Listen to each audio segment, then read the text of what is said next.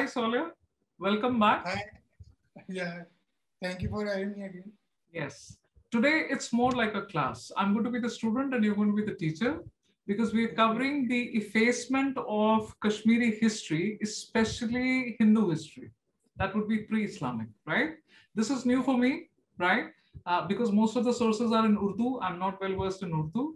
And then in the next part, we're going to cover the effacement of Kashmiri history post 1947, right? Correct. So, starting with the first thing, what is your views about the effacement? We know it's being done. I know it's being done, but you have more knowledge about it.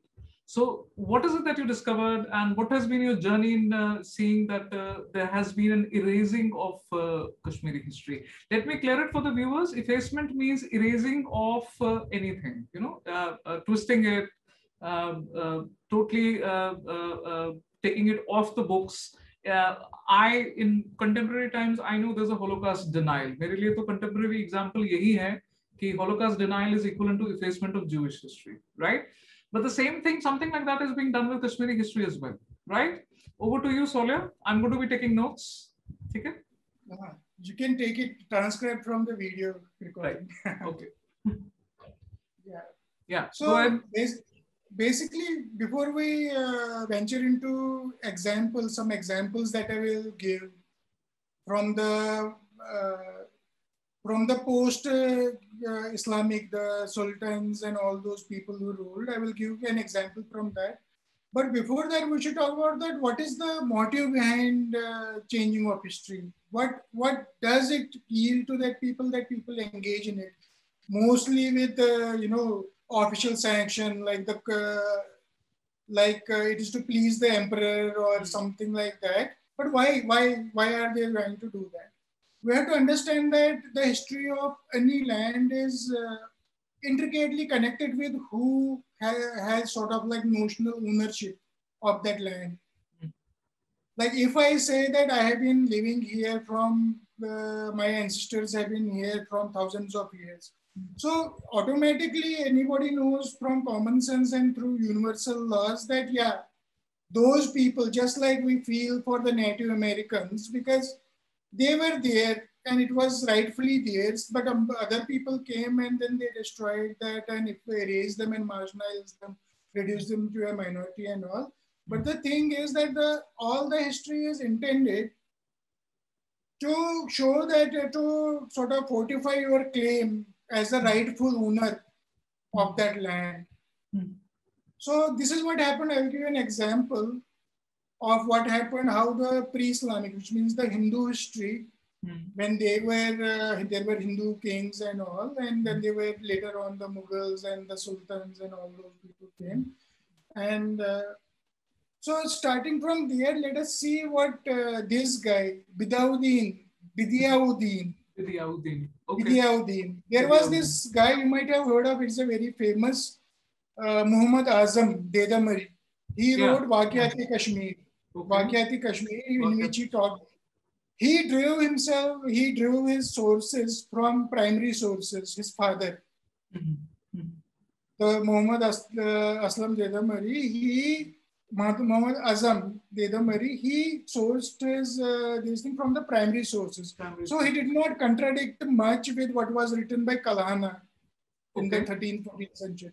Okay. This is a guy in the 17th century now, rewriting history. So he paid obeisance to the local traditions and all.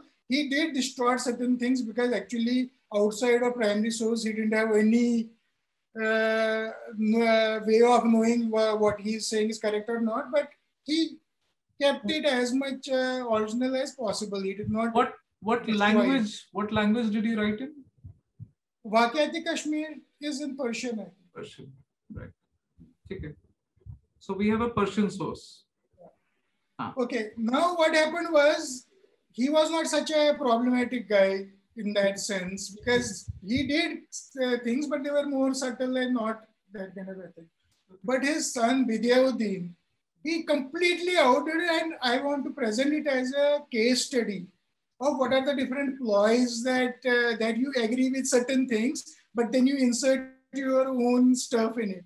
So, for example, from what we know from Nilmata Purana, Rajtarangni and all, the mythological origin of Kashmir, that from times immemorial, it was a lake, Satisar, and people couldn't live there because there was a demon named Jalaudbhav, born from water, who was invincible in the water. And then the people who were suffering because of his excursions outside the lake, killing and then returning to the safety of the lake. Right. So they prayed to the gods and all, and to get rid of this. And then they came up. There are parallel different stories also who was responsible, whether it was Barahamullah, the plow of Balram, which did it, or whether it was Shiva, or whether it was Sati who killed that. There are many different versions even with this thing, but they are not at conflict, even though they are different. True. Because they are not saying that ours is, they both recognize that it's a mythological this thing. Now here enters Vidyadin in 17th century. Okay. And he says that when Adam was created and he fell from heaven, he sort of landed from heaven and landed in Adam's Peak, Sri Lanka. Okay. Sri Lanka. And from there, he traveled northwards across India and settled in Kashmir. So there you have first sign of Ghazwa-e-Hind, right from bottom to end. Okay. Hold on. It gets, it's like very funny as it goes along. It is funny. I'm going to be laughing all the time. Then it was ruled over for 1,110 years by a descendant of Adam named Shem. Okay. Yeah. Probably one of Noah's sons, right? One of Noah's sons. Shem is one of Noah's sons. I mean, the way it is presented to me, that is I'm going to do that. Go on. I don't know myself. Go on. 1,100 years. Okay. 1,110. 110. Because if you price a Bata shoe at rupees 99 paisa, it seems like you're not earning anything. You are being accurate. Okay. Okay. So where he got that figure of, God knows. Achha. And then what happened? That after his reign of 1,001 years, this thing, the valley fell into the hands of evil polytheists. Okay. Okay. And for many generations, they lived their unholy lives in the valley. Okay. Until there was,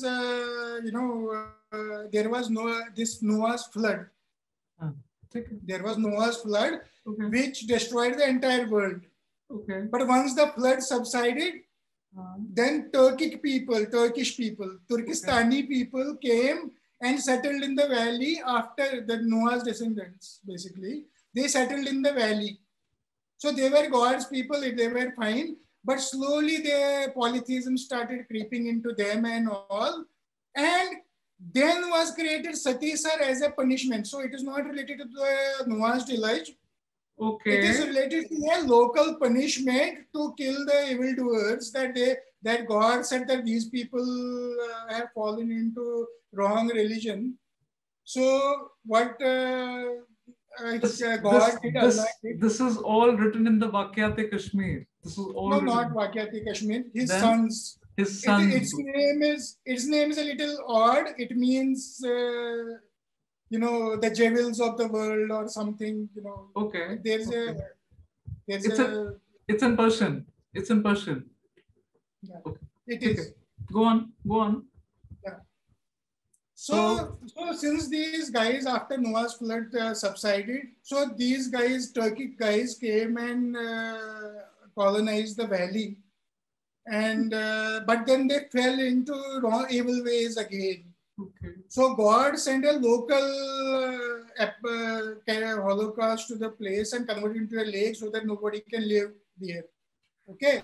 Okay. And as a part of that punishment, God also sent Jaldev. It becomes Jaldev. So he sent Jaldev to terrorize the infidels. Okay. So then some of the people, then this came to the notice of King Solomon. Like we are talking about, like, recent history is not even that this thing.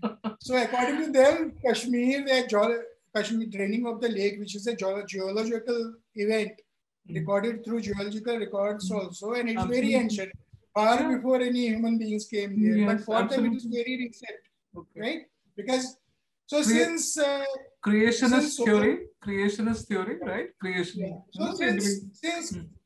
So since King Solomon had command over all jinns. King Suleiman. Suleiman for us, Solomon for Christians, right? King Suleiman. Yeah. So since he had command over jinns, so what he did, he sent another jinn named Kashif, not Kashyap Rishi, Kashif. Another jinn he sent to kill the Jaldev.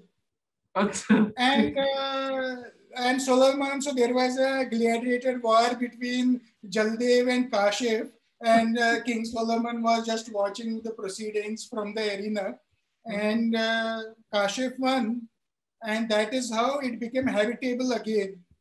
Okay.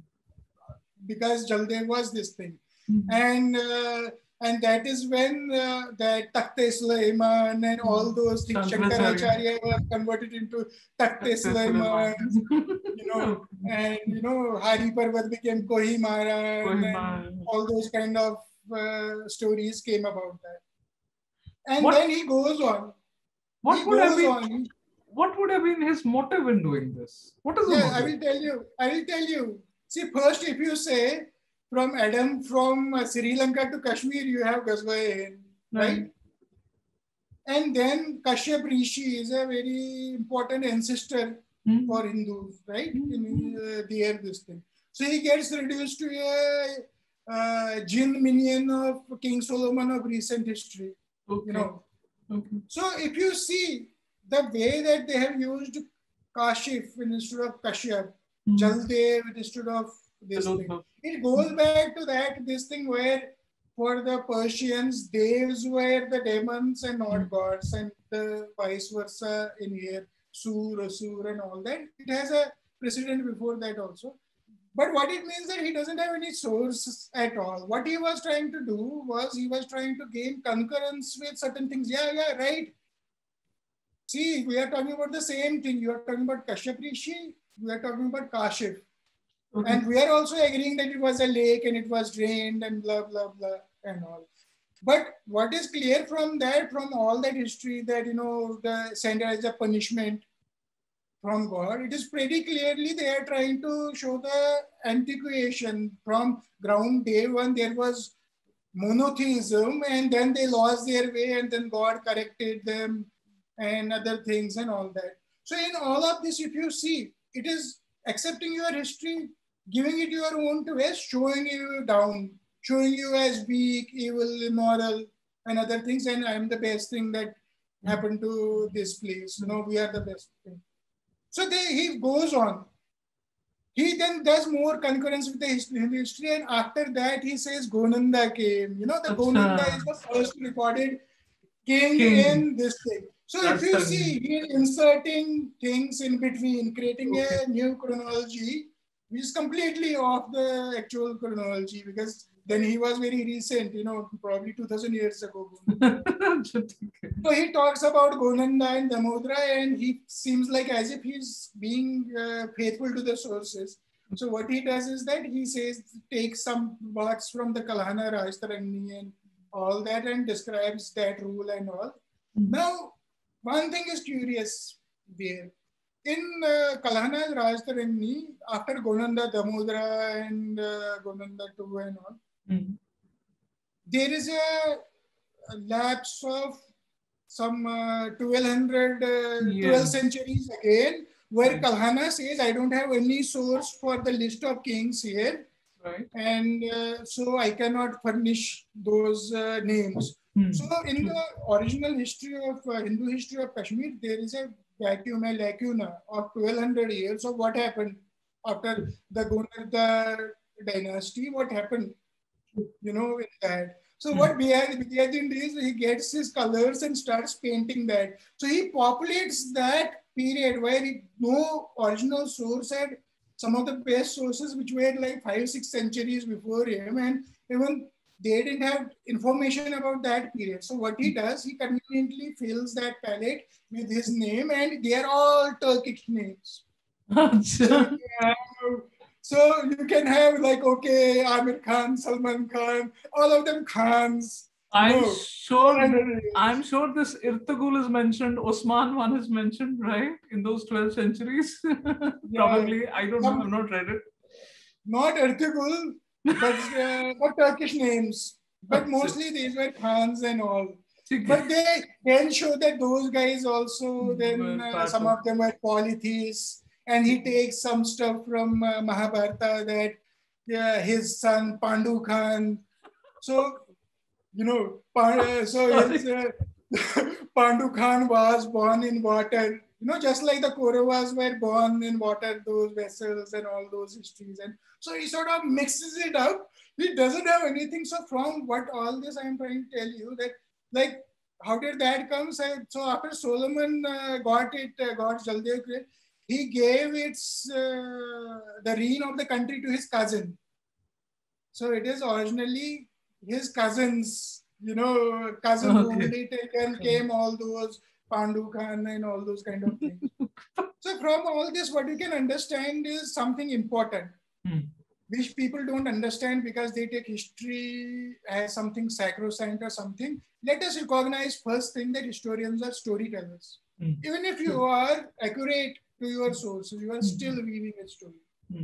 No matter what, there is no escaping. We have to recognize that historians are storytellers. It is only now that when we compare with different archaeological sources, carbon dating and other things, and some other ethno-linguistic analysis and all, then we try to do. Now we are doing genetic this thing. So what Bidyatin was trying to do, you will understand that now where this Jews lost tribe in Kashmir, this came from. Oh, right. Yeah. Now you understand. Yes. But interestingly, in 2016, there was a genome study. Kashmiri genome was studied by some researchers. Research which was funded by Indian Institute of General Medicine Sciences or something like that. They did a genome analysis in 2016 to verify whether we have some extra Jewish or Greek. Because some people are saying that when Alexander's army, they left, and so those Greek genes are there. Right. So what he found, what that study found, that 2016 study found, was that Kashmiris they are in every way like all their other North Indian people, which have European, Eurasian, Euro-Asian, that kind of they have that kind of a view. That's like North common with South and all that mixing together. It's like the four things, everything mixed together. Absolutely. And they are no different from the people west to them, to the east to them, to the south of them. Though to the mountains where they are a little different from the north. The central the Hunza and all, right? Yeah. So this has been genetically debunked that there is any extra genetic material derived from the. So for this study, they studied the haplotypes and other things, genetic the database of Ashkenazi Jews, of Jews in Middle East. They studied the Greek to see whether there is any matching. There's no connection. And these guys, Kashmiris, look like any other North Indian from the genetic Right. But that is where it is the stories which are more powerful than facts. And that's why we have to see where the distortion happened. And now, thankfully, due to science and other things, we are able to do that. Now, another thing I want to talk about is that their motivation was to say that don't think we are outsiders or foreigners. We are the original owners. You guys are the deviant ones, evildoers, polytheists, going wayward from the path laid down by Allah and all that. But we have to realize another thing. that sometimes it is not necessarily done with an intention to show down, to ridicule, to demonize the natives. Sometimes it is done as a social engineering, as a way to assimilate people. Interesting. So, for example, I will give you an example of where it was good intentioned distortion, but it was a distortion nevertheless. So when we talk about Lalleshwari, that Mr. Who worshipped Shiva as Nirguna, that without an attribute and all that kind of a thing. So naturally, to their philosophical sense, when something is Nirguna or something, they think that, okay, they are probably talking about same thing like Allah, right? Right. Because Allah can also be described and all that kind of thing, without realizing that these are many strands of Hinduism and Shaivism that are extant there, and there was no conflict or anything between them. So using her as this thing, and to sort of gain entry, like to show on themselves into the society. So what they tried to do, they created those fake legends which came in the 17th century, like centuries after she was supposed to have passed away. And they said that, she met Shahi Hamdan. And she ran away. She was the woman who was going around naked. Yeah. Yeah, like Niladri, like the Jain sects. In a trance. The ones who are clothed in sky, the ones who don't. So it was an ascetic tradition of to show that you have given up all material world, and you don't own even a piece of paper, piece of cloth on your this thing. So it was a complete detachment into there was right from Ajivikas and all. It was very common. Right. And there was no gender kind of a thing. So what they try to show is that she sees him and then she jumps into a tandoor to hide from him, saying that, oh, I have seen a man for the first time, that's why I'm shy. So you're saying that's an inserted legend? Because I grew up with that legend. But it is presented as a agreement that she herself says he was great guy. Because she respected him, and that's why she hid herself from him. So even when it is done with a seemingly good intention, you can see the undercurrents. When the fact is that there is no historical proof or record that they were even contemporaneous, that they ever met. And in any case, you don't need to know history to know whether somebody can jump into a tandoor and come out with the jama from heaven or something like that. It is interesting that Jonah Raja, who was one of the successor historians who continued the Rajtarani. Yeah, one of the writers, co-writers among one of the after Kalhana. So Jonah Raja was around the Zainul Abidin period. Period. So he describes he takes Kalhana's history forward by adding the contemporary, the centuries that passed in between. Right. And he shows the advent of the Muslim incursion into the valley. Right. So interesting thing is that he doesn't mention Lalleshwari or Lalded in his history, while he mentions Nuruddin, Sheikh Nuruddin, or Nandarishi, who was originally called Nandarishi. Nandarishi, right. So if he mentions being a Hindu historian, court historian, you think that he would mention Nandarishi, the Sheikh Nuruddin, the leader of the Malaysians, but he would shy from saying that, oh, actually he was inspired by this great Hindu mystic, this thing. No, he makes no sense of it. So I don't know about others, but I claim that since Jonah Raja mentions him, but not her, so they were also not contemporaries. Okay. Now after that, what happens is that certain vaks, were the sayings of Laldeda in verse form were known as Vakya. So they invented vaks and attributed to her. So, for example, when there is this famous one saying that Bach, an invented, fabricated Bach, which says, Shivchi Rozan Thali Thali, Mauzan Huntu Musalman, which means that Shiva resides everywhere, so don't find a distinction between Hindu and Muslim. Great, right? Very, great distinction. But the fact is, it's fabricated. Oh, I didn't know that. because people, nobody referred to Hindus as Hindus in Kashmir at that time. At that time, true. And Muslims as they were Mala. They were Malaysia. And those were Bhattas. Yes, true. Yeah. Nobody so said no Hindu or Muslim. will refer to Hindus and Muslims in that era as Hindus and Muslims. So again, the thing is that there are many attempts. So I will say that there are good at clearly like Vidyadin's history, it's clearly a pot shot at this thing and to degrade them. While as the other one is more subtle, shoehorning yourself that your own famous saint who you hold. So even she herself said that, wow.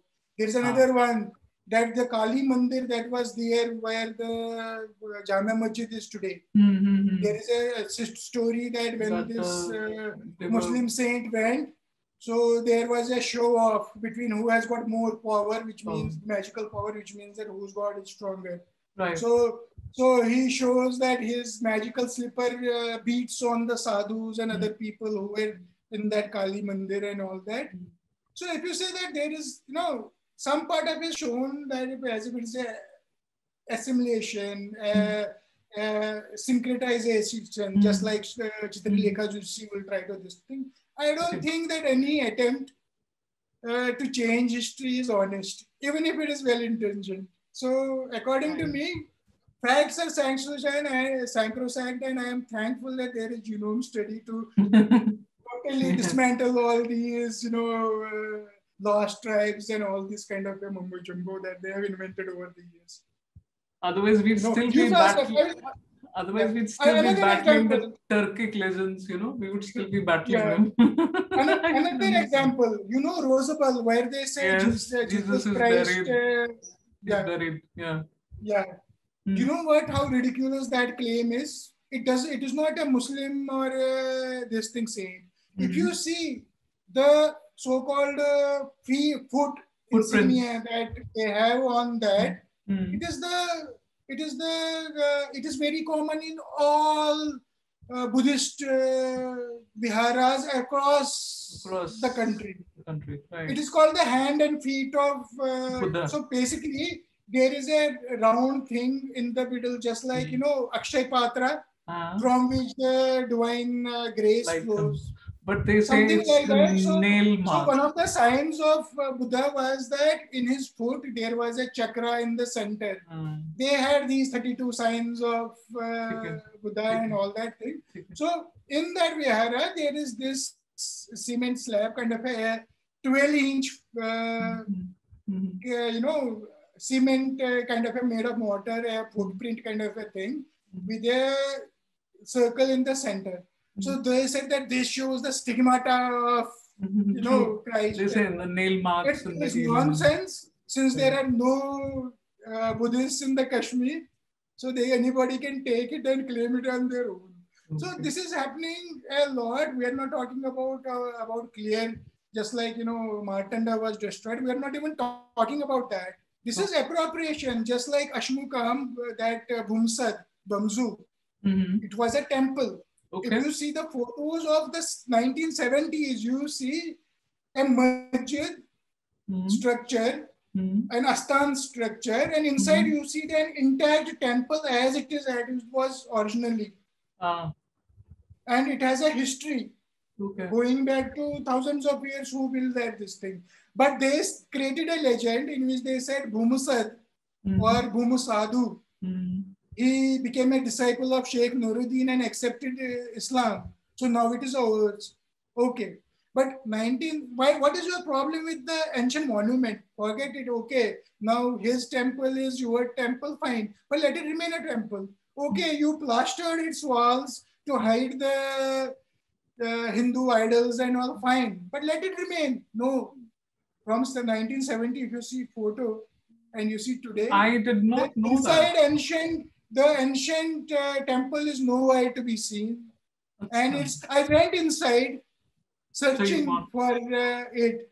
And Okay. he was like, what are you looking for? I said that, where is that temple? I went to there is in near Martand, Kihribal, there was an ancient well.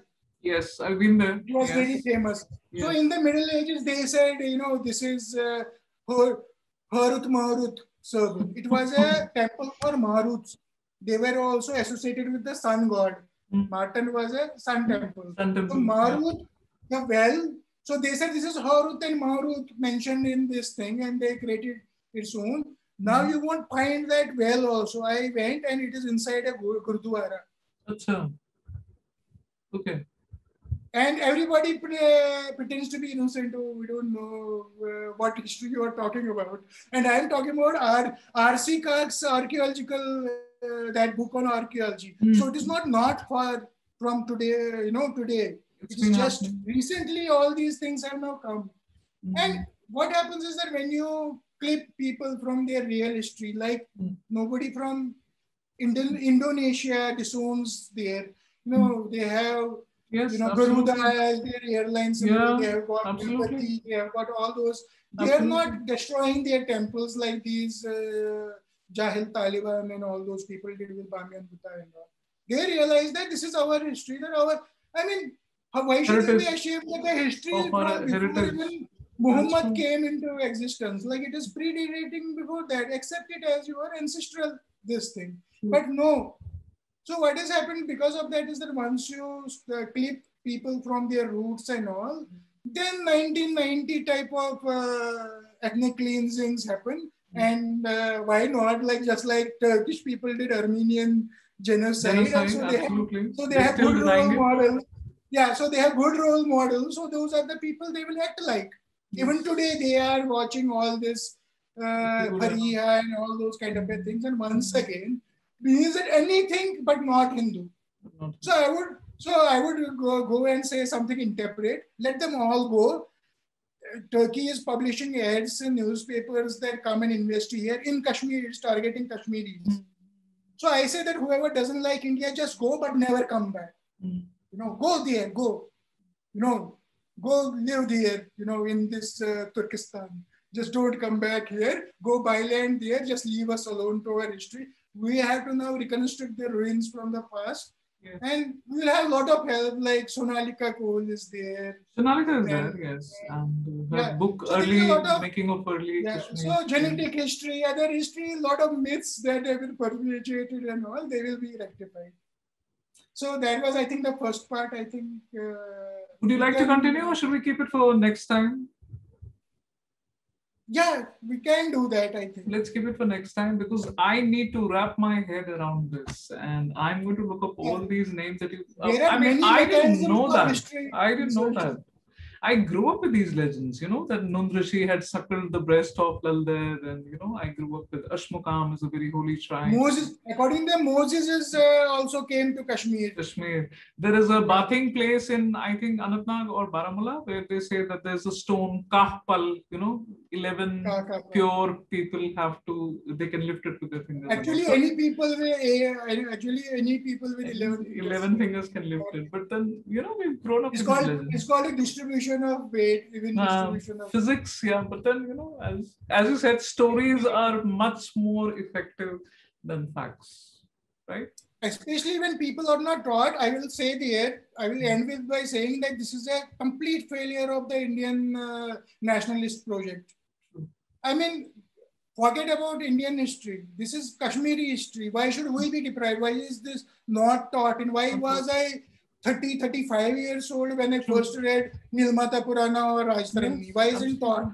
Yes, absolutely. So before laying, I would say that people are stupid in general anywhere in the world because they don't want to think deep and all. It's understandable. I don't really this thing. Right. But what about the intellectual this thing, The intellectual So now you have all this kind of a thing. We were always like this and now we see the ramification of all that divergence. Now Urdu, Kashmiri is written in Urdu script and not Sharda script or Devanagari Isn't script. it? And I'm like, how is it even possible? There's no Kashmiri. Thank God now they've started that. Thank life now they've just started that. Teaching. My son knows how to write Kashmiri and speak, but I can't. It was never there in my school. So true. Yes. And documents are in Urdu. The state subject was in Urdu. The Nikah-nama was in Urdu. I couldn't read anything. So what we are trying to do, we are trying to change centuries of intoxication and divide in the society. And when you have people who really knew or were interested in the past, the pre-Islamic past, like the Pandits, when you expel them, there's nothing left. There's all memory is gone. The only link between our own Hindu history is the few Hindus remaining there, because Muslims won't be bothered about reading Pataki, Nilmata Purana and all this nonsense. Yes. While jinns and flying to the skies, that is not nonsense. That is great. So I'm going to be laughing on Pandu Khan. I'm absolutely going to be laughing on Pandu Khan. I need to get this book. It's called Jewels of Kashmir, I believe. It's in Persian. There might be a translation, but I'm sure it's out of print also. But I need to get it just for the fun. I haven't read the original source, but I have read, I think Ariel Staines or Ariel Staines translation. I'll try and get that. I'll definitely have to get it. I have to get this. It is fine if it was not so infuriating. Like, look at the temerity of this. Sati sir in what, according to historians, King Solomon reigned around some 700 BC. So they are saying that in 700 BC, until that time, that geological, that lake, Lacustrine, that thing was there. I mean, the same story is there in Nepal also, in Himachal also. If you see Manali, the legend attached to that, or how Nepalis say what was the origin of the earth. They also say it was a lake and it was drained.